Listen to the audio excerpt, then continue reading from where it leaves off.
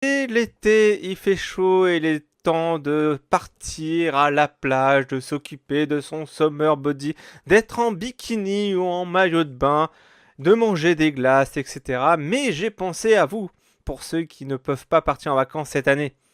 Car moi non plus, pour de nombreuses raisons, je ne pars pas en vacances cette année.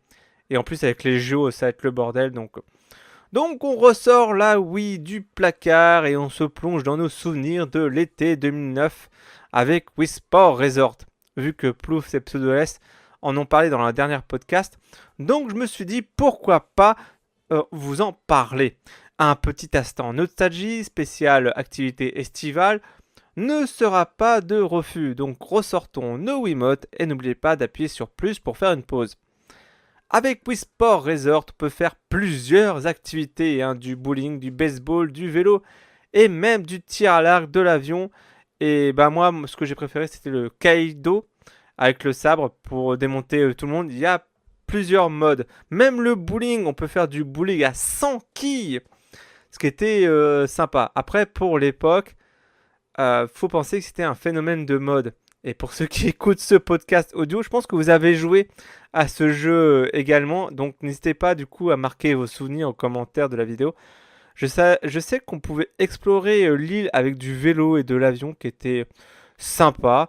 Il y a du ping-pong pour s'entraîner avant les compétitions au lycée. Bon, arrêtez, hein, on va pas se mentir, on a tous fait ping-pong durant notre scolarité.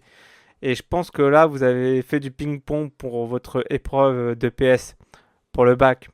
D'ailleurs, n'hésitez pas à me dire si vous avez passé le bac. Moi, c'était au lycée que je faisais du ping-pong.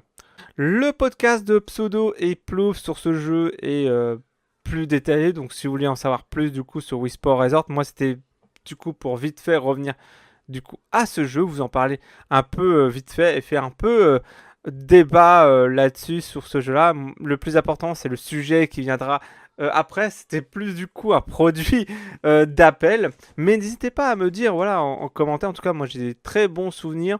Malheureusement, Swiss Sport Resort, qui était un peu, on va dire, l'héritage de tout ça sur la Switch, bah, est moins de qualité, même si j'ai joué et j'ai passé de très bons moments dessus. J'ai l'impression que la mode est très vite passée comparée à Wii Sport Resort et à Wii Sport tout court avec la Wii. Peut-être que c'est moi, hein, personnellement, j'en sais rien.